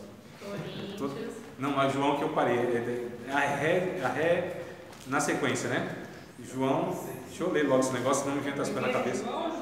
Evangelho de João, capítulo 6. Só para a gente falar do religioso, a mente religiosa é diferente do discípulo, tá? Porque o religioso é um crente, o religioso pode ser chamado de cristão, agora o discípulo é um negócio totalmente diferente. Tanto é que a palavra cristão só aparece 3 vezes na Bíblia. 3 vezes. Atos 11 e 26, Atos 26 e 28, 1 Pedro capítulo 4, 14 e 15. Só essas 3 passagens. Cristão. Crente me parece também que é pouquíssimas vezes, não sei exatamente, mas são pouquíssimas. Não chega a 10 não. Agora discípulos são centenas, irmãos. Deve ser mais de 200 ou 300 para lá, no Novo Testamento, discípulos. Olha a importância então, tem que ser dado a essa palavra, não só a palavra, mas o que Jesus quer que a gente seja, discípulo. Não só crente, ou seja, pessoas que abraçam a fé e a declaram. Não só cristãos, aqueles que têm um rótulo religioso, mas aqueles que se identificam com Cristo, aqueles que se parecem com Cristo. Esse é o discípulo, né? A gente vai trabalhar depois isso aí. Então, capítulo 6, verso de número 28, porque assim, os religiosos disseram, pois, que faremos para executarmos as obras de Deus? A mente religiosa é essa. O que a gente precisa fazer? O que a gente precisa obedecer? O que a gente precisa... Qual é a regra para a gente? Quais são os mandamentos? Lembra do jovem? Chegou até Jesus: Senhor, quais são os mandamentos aí que eu preciso assim para garantir o futuro, a vida eterna? Guarda eles todos. De boa, isso aí eu faço desde a minha meninice, desde pequenininho, faço aí. Jesus sabia que ele não fazia, mas na mente dele ele cumpria, porque o religioso assim, ele acha que ele de fato faz tudo certinho, né? Quem quer viver pela lei, pela obediência? Não dá para se sustentar assim, não tem como, a não ser que se compare com outro pecador mais desgraçado que ele, que aí dá, porque a gente sempre tem um irmão nosso que é pior que a gente, não tem? Fala a verdade, não tem? Eu conheço uma meia dúzia aqui, que é pior do que eu, na minha avaliação. Aí eu falo: Senhor, Senhor, eu não sou nem como esse miserável pecador desgraçado, esse aqui eu dou dízimo 2 vezes na semana, eu jejuo, eu oro. sou nem como esse pecador desgraçado. Aí lá vai o pecador desgraçado, Senhor, tem misericórdia de mim, pecador. Aí quem que desceu justificado? O pecador desgraçado, que reconheceu que é desgraçado. E o outro que achava que obedecia tudo, dava o dízimo, jejuava, e se comparava com o outro, achava que era melhor. Nessa comparação, nós sempre vamos procurar um pior, e a gente quer se justificar diante de Deus. É o profeta Isaías: ai de vocês bêbados, maldizentes, ai de vocês adúlteros, ai de vocês. Então ele estava comparando ele com os outros, que era pior. Era pior. Moralmente, eticamente, religiosamente, não observava cerimônias, era aquele escancarado e tal. Mas quando ele olha para Deus, diz: ai de mim, que vou perecendo, porque eu sou um homem de lábios impuros. Eu habito num povo de impuros lábios. Então, quando o parâmetro é Deus, não sobra um. Quando o parâmetro é a santidade de Deus, todos nós estamos aquém daquilo que deveríamos ser. Agora, quando a gente compara com os irmãos aí a gente é melhor. Então, aí eles perguntaram, né? O que a gente faz para executar as obras de Deus? Jesus responde no verso 29. Jesus respondeu e disse: a obra de Deus é esta, que creiais, olha só, que creiais naquele que Ele enviou. Então, o que é a obra de Deus? Qual deve ser a obra de Deus? Eu refleti aqui sobre esse texto e eu coloquei que aqui o Filho do Homem distingue-se dos outros homens por estar marcado com o selo de Deus, ou seja, o Espírito e a plenitude de Deus, enviado de Deus. Tem que crer no enviado de Deus, tem que crer em Jesus. Irmãos, nós não seremos justificados por obra nenhuma. Quem nos justifica é Deus por meio de Cristo, né? Então, só para a gente entender o que é discipulado. Discipulado não é o que eu faço. Discipulado é aquilo que o Espírito Santo vai gerando em mim. O que Jesus, o que Deus, o que o Espírito Santo vai gerando em mim? O próprio Cristo. Vamos ler Efésios, capítulo 4, verso 11, 12, 13. Eu acho que é isso aí, 11, 12, 13, ou 14. Tem alguns camaradas na igreja chamados obreiros. Tem alguns caras chamados obreiros na igreja. Esses obreiros, eles têm uma função. A função desses camaradas é justamente discipular. E aí eles precisam ser discípulos, né? Porque uma pessoa que discipula, ela não só ensina, ela gera no outro aquilo que ela é. Eu posso ensinar para vocês o que eu sei. Eu vou gerar em vocês o que eu sou. É diferente. Tem uma diferença muito grande. Eu posso adquirir conhecimento e ensinar o que eu sei. Agora, o que eu vou gerar pelo meu ensinamento vai ser a partir do que eu sou. Então, não é ter a doutrina correta, não é ter o conhecimento bíblico, é gerar, porque eu também gero. Eu só posso gerar a minha natureza, irmãos. O meu filho, ou os meus filhos, são gerados por mim. Eles têm a minha natureza, não é? Eles têm a minha natureza. Eu posso até ensiná-los na palavra, no chinelo, no açoite, no chicote. Eles não vão ser jamais aquilo que eu ensinarei se eu também não for segundo as palavras que eu estou ensinando. Entenderam? Então um discípulo gera outro discípulo. Um religioso gera outro religioso. Um sábio gera outro sábio. Um sabido gera outro sabido, né? Agora um discípulo de Cristo, um obreiro, que a Bíblia diz que é o apóstolo, o profeta, o apóstolo, o profeta, o evangelista, o pastor e o doutor, ele tem uma função. Quer fazer o quê? Que as pessoas que ouvem ele pensem como ele pensam, sirvam a Deus como ele sirvam, achem o que ele acha, entendam o que ele entenda? Claro que não. O que eles podem fazer? No máximo que eles podem fazer? Gente que os imite. Então nós podemos fazer gente que imita a gente, à medida que a gente imita a Deus. É o que Paulo disse em 1 Coríntios, capítulo 11, né? Acho que é verso de número 1. Sede meus imitadores, porque eu sou de Cristo. Então eu posso até fazer gente que me imite na minha conduta, né? Na minha devoção, na minha piedade, no meu engajamento, no meu bom exemplo, na minha dedicação, na minha humildade. Olha só, na minha caminhada com Cristo. Gente que pode me imitar. Agora, eu gerar uma pessoa que pense como eu, ela está perdida 2 vezes. Eu estou arriscando. É igual casamento. Qual que é o problema do casamento? é que um quer que o outro seja igual a ele. Isso é horrível. Geralmente o esposo quer impor isso, quer que a esposa pense, goste, faça, viva como ele, vá aos lugares que... Aí é horrível. Eu falo, não faça isso não, meu irmão. O mundo não merece outro de você. Eu teria que casar com um, se você quiser. É, por conta da natureza. Da natureza.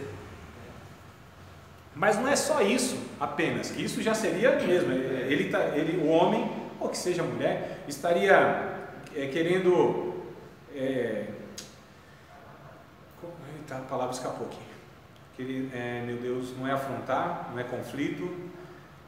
Tem a palavra que fugiu. Daqui a pouco acho que vem, eu acho. Se ela não vir, eu invento uma aqui. E é outra. É o anular. Anular, essa é a palavra, que palavra difícil. Anular o outro. Você não pode anular o outro. O confronto leva à anulação do outro. Ou seja, você deixa de ser você para ser o que o outro quer que você seja. Isso é horrível. É horrível, irmãos. Um pastor que quer que todo mundo pense como ele pensa, sirva a Deus do jeito que ele serve. Isso é horrível. Em qualquer relação onde há um confronto, a anulação, eu chego a dizer que isso é diabólico, porque o texto diz isso. Não façais escravos dos homens, vocês já foram comprados por bom preço. Olha só. Agora eu faço um imitador à medida que eu imito Cristo, e eu faço discípulos de Cristo. Todos nós devemos pegar um novo convertido, alguma pessoa que Deus colocou na nossa responsabilidade, para fazer com que ele dependa de Cristo, ande com as suas próprias pernas, não dependa mais de mim. O que a gente vê de infantilização do povo não é fácil. Sempre precisa do camarada para orar por ele, sempre precisa do profeta para dar uma palavra para ele, sempre precisa de alguém que é o sacerdote dele. Ele nunca desenvolve um relacionamento dele pessoal com Deus, nunca. Sempre precisa do outro, sempre dependente. E aí eu vou falar para você, esse negócio é bom, hein? Dá um negócio no ego assim tão bom, massageia o ego, né? É um negócio bom, né? Nossa, só depende de mim. Se não sou eu na tua vida, irmão. É o crente 6 horas, né? Mais ou menos. Não é só a questão que ele não ora, ele acha que a oração do outro é poderosa e Deus atende a dele, não. Então o que está sendo feito aqui? Um discípulo dessa pessoa, que ele acha que tem um Wi-Fi cheio com Deus, entendeu? A banda larga com Deus, ele tem conexão com Deus. E ele não, porque ele é um crente inferior, uma casta inferior, mequetrefe, né? Um crentezinho assim ruim. Não, amados, todos nós temos no Evangelho o privilégio de termos relacionamento pessoal com Deus, todos nós, todos, sem exceção, novo convertido, gente que está há 200 anos na igreja, tem gente que é antigo na igreja, né? Participou do dilúvio, mas pisou na lama. Então, gente, né? Não tem? Tem. Aquele que sabe muito de Bíblia, o que sabe pouco de Bíblia, o que é muito maduro, o que não é maduro, todos têm acesso igualmente diante de Deus. Porque quem é que favorece isso?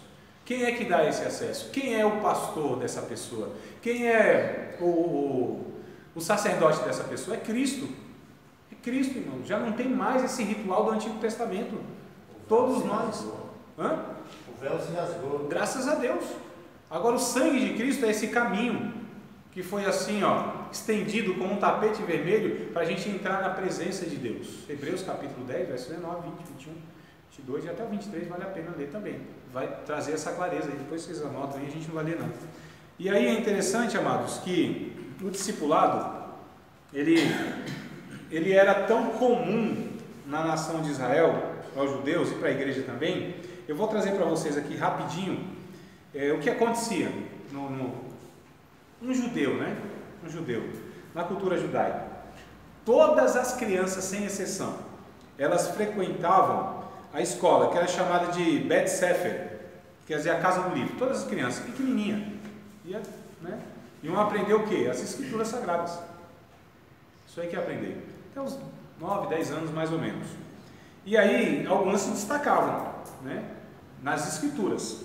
Elas iam depois para outra escola chamada Bet Talmud, que quer dizer casa do aprender. Aí sim ela ia aprender com mais direcionamento a chamada Tanakh. Tanakh é uma abreviação que tem de Torá, Navim, Ketuvim, quer dizer os 5 livros de Moisés, Navim os profetas maiores e menores que a gente divide, e o Ketuvim são os escritos, aqueles poéticos e tal. Então eu aprendia tudo isso aí. Com 10 para 12 anos, eles iam sendo treinados e eles tinham as escrituras decoradas. Olha, irmãos, a importância de nós fazermos discípulos desde as criancinhas. Nós somos pais cristãos, né? A gente deve começar isso em casa. De quem é a responsabilidade para ensinar o meu filho a respeito das escrituras sagradas? A tia da escola dominical? Quem é responsável por ensinar a minha família a respeito de Deus? O pastor? Pregador? Claro que não. Responsável não. Eles contribuem para isso. É igual a escola. Os pais acham que o professor que é responsável para educar o seu filho. É fácil, né? Fácil. Você jogar na mão do professor lá. Tem os integrais que vivem mais tempo, né? Mas vou pegar aqui o padrãozinho, né? Tem que ficar o dia todo na escola, né? Mas, via de regra, o professor tem contato com o aluno 2, 3 vezes, dependendo da matéria, na semana. 50 minutos se for duplicar a matéria, então dá isso 1h40, né? Com 40 crianças. Não, 40 não, são 200 por período. Não é isso? 200, 250, dependendo de 5, 6 aulas.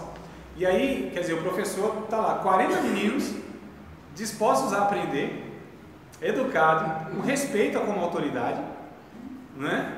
Interessadíssimos na matéria que está sendo passada, e aí o professor vai ter condição de educar o menino. Vocês acham? E aí depois os pais querem ainda reclamar que o menino está sendo educado. Lógico, não é responsabilidade do professor. A escola escolariza, a igreja dá suporte, mas o responsável são os pais em ensinar os seus filhos. Eu aprendi um negócio interessante alguns anos atrás, através de um pastor, e eu fiquei pensando, falei, meu Deus, é isso mesmo, é esse jeito que eu tenho que pensar e é isso que eu tenho que viver. Que é o seguinte, para mim vai ser uma tristeza, uma vergonha, pensa numa vergonha, uma desonra, um negócio assim que eu não vou ter onde enfiar a cara. Se algum pregador pregar uma mensagem e o Mateus levantar as mãos aceitando Jesus, para mim vai ser uma desonra isso aí. Eu como pai, menino com 12, 13, 14 anos, aceitar Jesus por intermédio de um segundo ou um terceiro, e não eu? Onde que eu estava nesses 13, 14 anos, na vida desse menino? Que eu não li a Bíblia com ele, que eu não ensinei a orar, que eu não orei com ele, que eu não dei exemplo e não mostrei Deus para ele através da minha vida. Onde que eu estava, menino? E a gente acha que os jovens vão se desviando porque líder, pastor, não sei quem não cuidou. Se tem pais cristãos, como assim? De quem é a responsabilidade do discipulado? Se é família cristã, é da família. Não pode transferir isso para outros.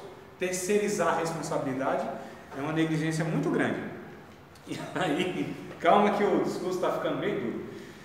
Os remanescentes, esses que se sobressaíam, iam para Bet Midrash, né? Que era a casa do estudo, que aí escolhia um rabino, o rabino ia e aí ia fazer desse menino seu pupilo, seu discípulo. Lembra de Paulo? Paulo, vocês lembram? Paulo, quem que era o rabino, o mestre de Paulo? Eu vou falar a primeira letra e vocês completam, tá? Gamaliel, quem era? Gamaliel, isso, Gamaliel. Gamaliel, não era? Então, olha só, aqui isso era o que se processava na cultura judaica, tá? Agora vou... Isso até nos dias de hoje, não? Sim, sim. A responsabilidade de ensinar a respeito das escrituras, da tradição, o judeu, onde ele estiver, onde ele nascer, se nascer na Europa, na China, onde for, o judeu, ele é judeu.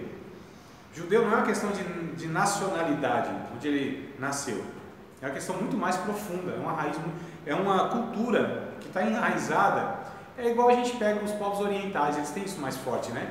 Você pega um japonês, por exemplo, ainda que o menino nasça no Brasil, primeiro que ele tem 2 nomes.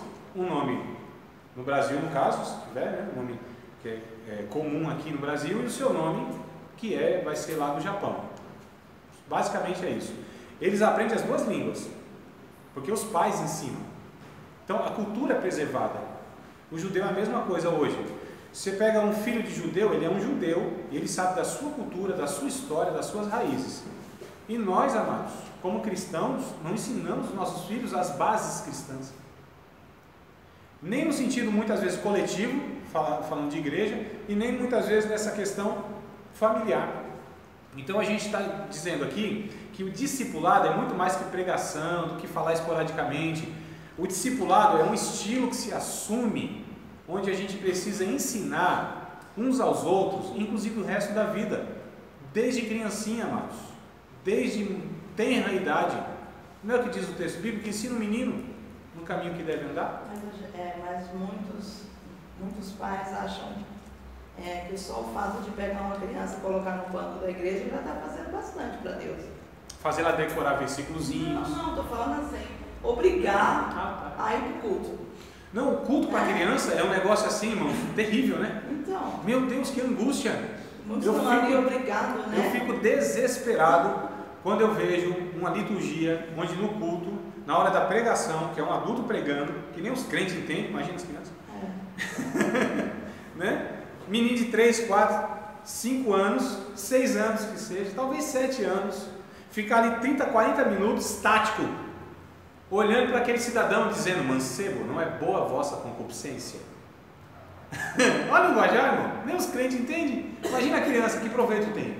É preciso ter pedagogia adequada para criança, adolescente, juniores, jovens, não sei o que e tudo mais.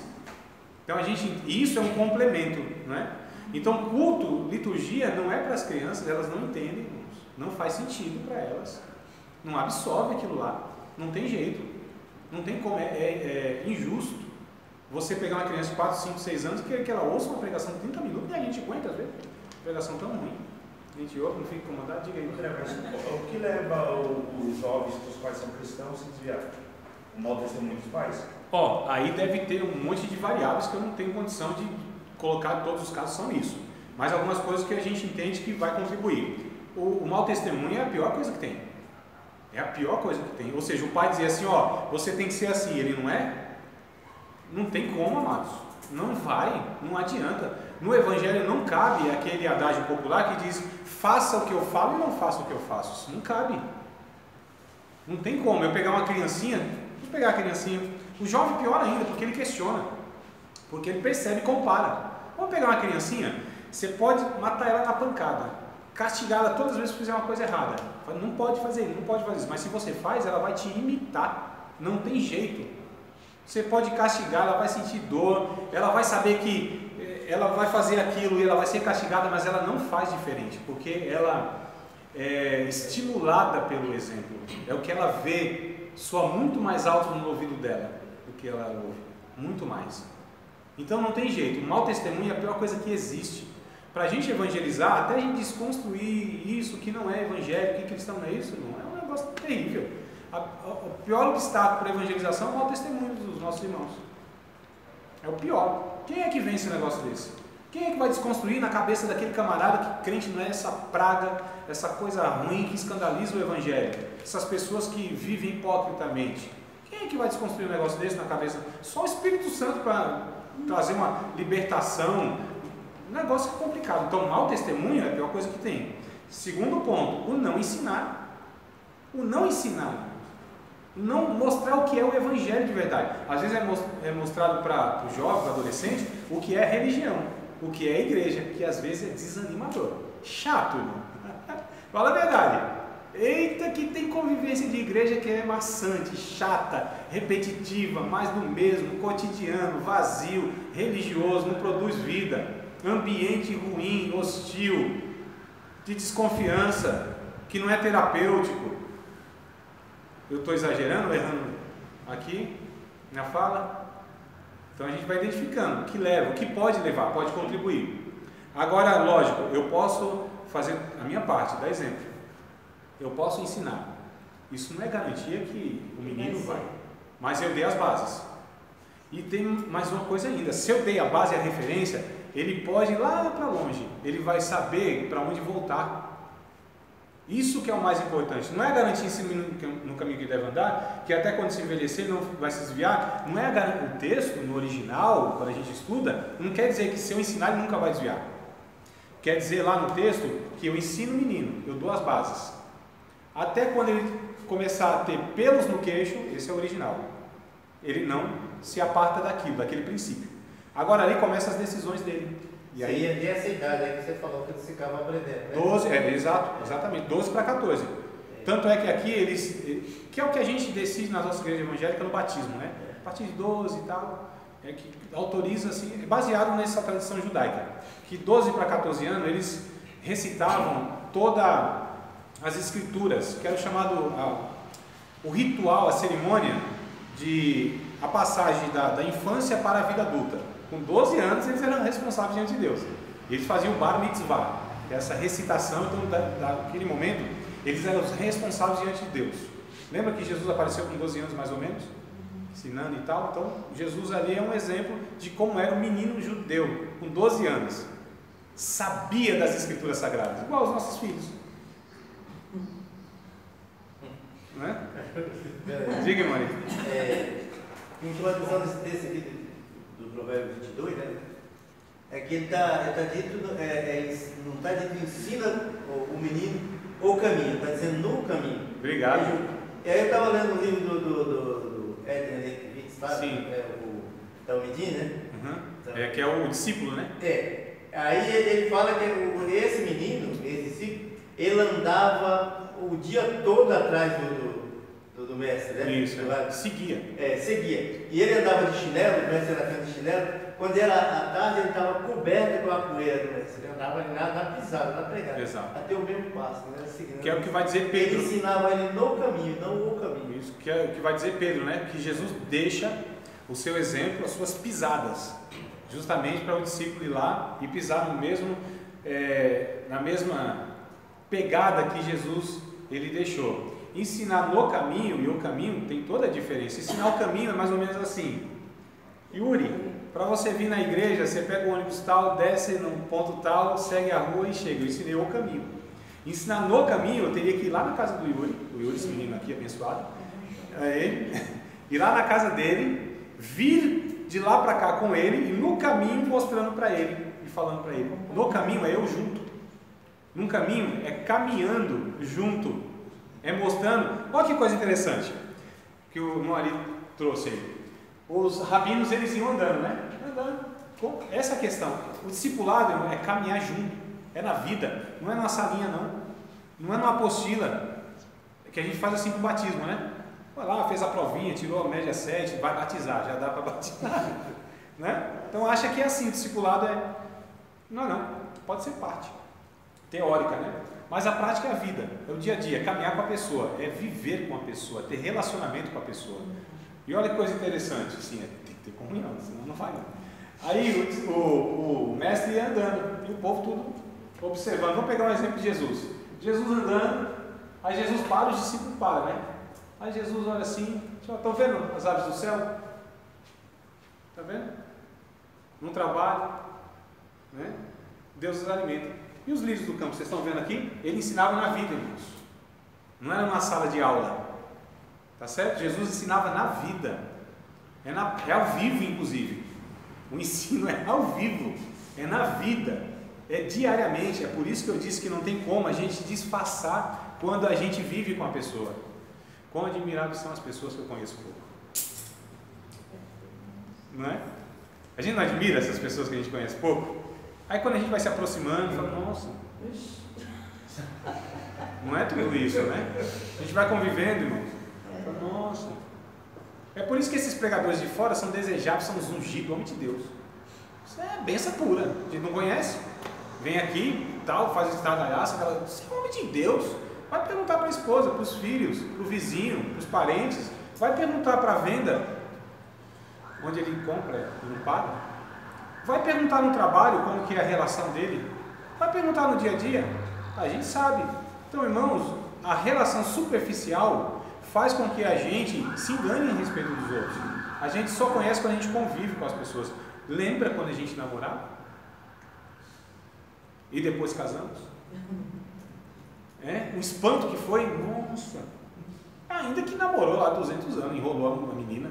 Mesmo assim, quando casou, foi outra coisa.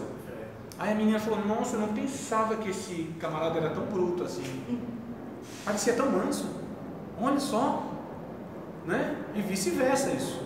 Então na convivência, a gente, no caminhar, irmãos, na vida, é igual É igual a menina, né? Diz que viu o rapaz vindo assim, isso é o meu príncipe montado no cavalo branco. Depois casou com um cavalo, né? O príncipe mesmo não tinha, só o cavalo bruto. Então, na convivência, amados, o discipulado é isso, é andar junto, é viver junto, é partilhar a vida. É isso que o Novo Testamento ensina, é nesse tom que nós vamos aqui conduzir as aulas, nessa toada. Que discipulado não é aquilo apenas do que eu falo, mas é a minha vida transferida para o outro. E aí, se eu não tenho vida com Deus, eu não posso fazer discípulo. Se eu não sou discípulo, eu não posso gerar um discípulo. Porque não é o que eu falo, irmãos. Não tem como ser, porque é outro ser. Não tem, os dois vão cair no buraco, disse Jesus. Então, um religioso gera outro religioso. Então, talvez nós temos muitas pessoas religiosas, não convertidas, que não têm vida com Deus, e eles estão reproduzindo o que eles são. E a gente vê, então, esse inchaço da população evangélica no Brasil. Inchaço.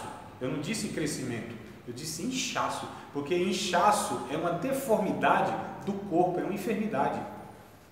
Crescimento é sadio, é aquilo que vai trazendo vitalidade, vida, né? Então a gente vai ver que discipulado é muito mais do que pregar.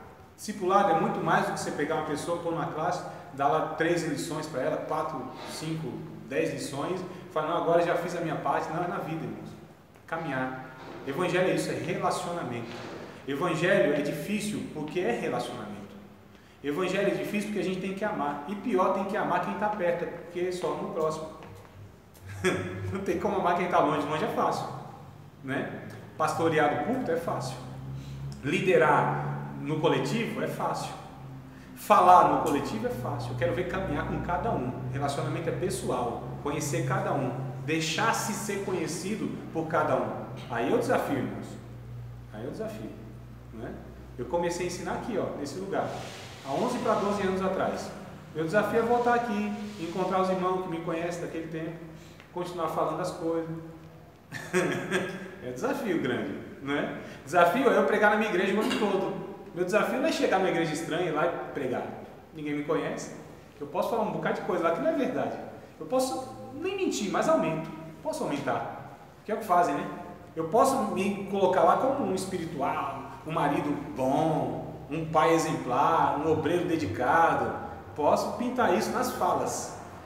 Agora é por isso, amados, que o ouro de fora brilha mais do que a prata da casa. E a prata da casa é desprezada, muitas vezes. Nós deveríamos honrar as pessoas que nós conhecemos, do que esses picaretas, essas pessoas que só Deus sabe a conduta, a história, a vida, né? Então a gente precisa saber que discipulado é a gente caminhar junto. E a gente vai falar, então, as implicações do discípulo, na semana que vem, se Deus quiser. Implicações para ser discípulo. Então, se não tiver esses critérios, não é discípulo, tá? Tem aqui uns negócios bem interessantes que eu reservei para vocês. Pensei que ia falar hoje, na minha cola aqui, mas não deu. Mas semana que vem, se Deus quiser, eu falo para vocês aqui sobre alguns critérios que Jesus disse. Olha, para ser meu discípulo tem que ser assim, assim, assado. Se não for, não é discípulo, não tem jeito, não tem jeito. Se não assumir essa postura, essa, não é discípulo de Jesus. E se não é discípulo, não é salvo, irmãos. Não é salvo. Volto a repetir. Pode ser usado por Deus, pode profetizar, pode realizar curas, pode expulsar demônios, pode manjar de Bíblia, pode ser pelos outros admirado, pode ter título de pastor, ou que raio, sei lá mais o que estão colocando aí nos homens, bispo, apóstolo, conferencista, reverendo, quarta pessoa da Trindade, pode pôr o que for, irmão, né? Pode pôr tudo isso aí, ungido, vaso, um monte de coisa aí que tem os negócios de linguajar que a gente usa. Pode pôr tudo isso aí, mas se não for discípulo de Cristo, na eternidade vai ouvir assim de Jesus: apartai-vos de mim, malditos. Não, Senhor, mas calma aí, no teu nome eu profetizei, eu expulsei demônios, eu curei, mas eu não conheço vocês que praticam a iniquidade. O Evangelho é coisa séria, irmãos. O Evangelho não é brincadeira. Não tem como a gente achar que a gente pode viver assim. Não se brinca com a eternidade, não se negocia, não se aposta com a eternidade. A cobrança é muito cara, a gente não tem como pagar essa conta, né? Não tem como. vai ser cobrado e a cobrança é dura para aqueles que foram alcançados com iluminação e não corresponderam segundo essa iluminação. Melhor fora não ter conhecido.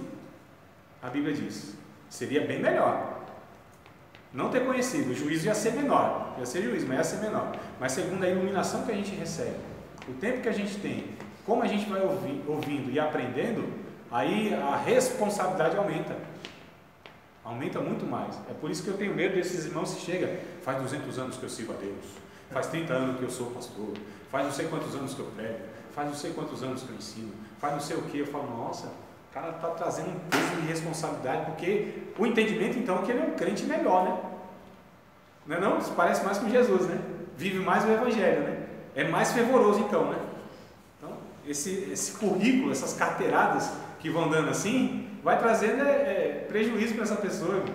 Quanto mais nós sabemos, menos praticamos, mais isso vai se reverter em peso de juízo eterno para nós.